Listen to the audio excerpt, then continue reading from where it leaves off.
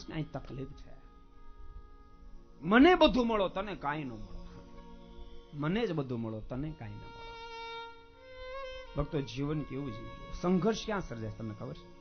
સંઘર્ષનું પ્રાગટ્ય સ્થાન હોય તો ભક્તો સ્વાર્થ છે. સ્વાર્થમાંથી સંઘર્ષનું સર્જન થાય છે.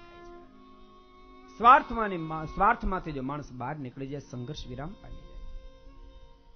મને બધું મળો તને કાંઈ ન મળો. કૌરવ પાંડવોને રાજ આપવા માટે તૈયાર નથી.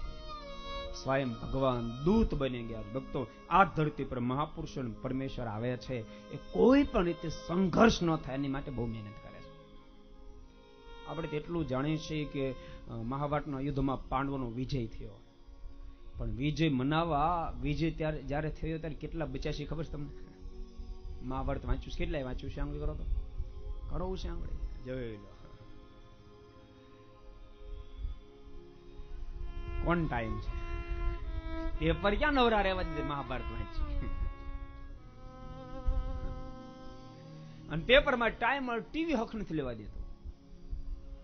ભક્તો સાચું કહું છું,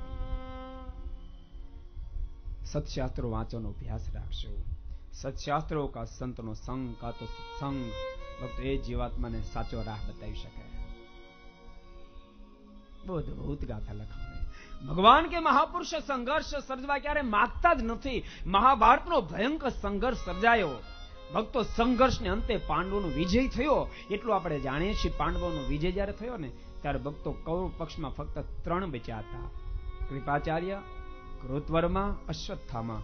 અને પાંડવ પક્ષમાં ફક્ત 5 પાંડવો બચ્યા હતા. બાકી તમામનો કચર ઘાણ નીકળી ગયો, કોઈ બચવા ન પામ્યો.